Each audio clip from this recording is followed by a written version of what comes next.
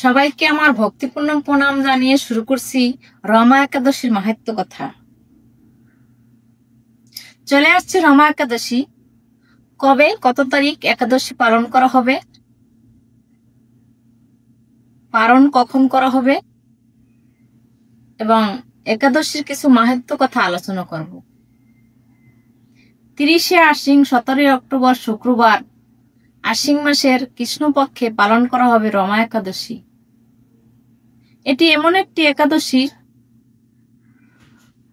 যা ভগবান বিষ্ণুই খুশি হন না, সাথে লক্ষ্মী দেবীও প্রসন্ন হন।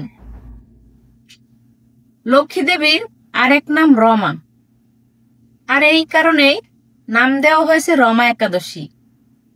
এই একাদশী লক্ষ্মী দেবীর সাথে সম্পর্কিত।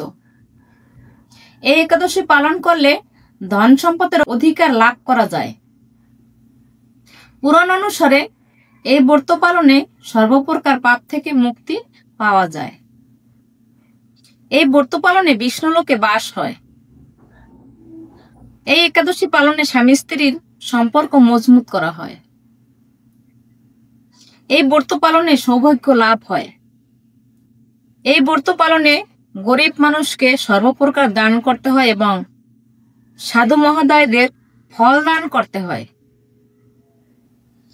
জীব সেবাই শিব সেবা। এই দিনে পরনিন্দা করা উচিত নয়, যে কোনো নেশা বর্জন করাতে হয়। এই একাদশী পালন করে বেশি বেশি ধর্মীয় কাজ করতে হয়। এই একাদশী পালনের সময় ভোর 5টা থেকে সকাল 9টা 27 মিনিটের মধ্যে। একাদশী পালনের মন্ত্র: একাদশম নিরাহার বর্তেনানন কেশব প্রসিদ সমুখনাথ জ্ঞান দৃষ্টি প্রদভব। হরে কৃষ্ণ। ভিডিওটি ভালো লাগলে লাইক করুন।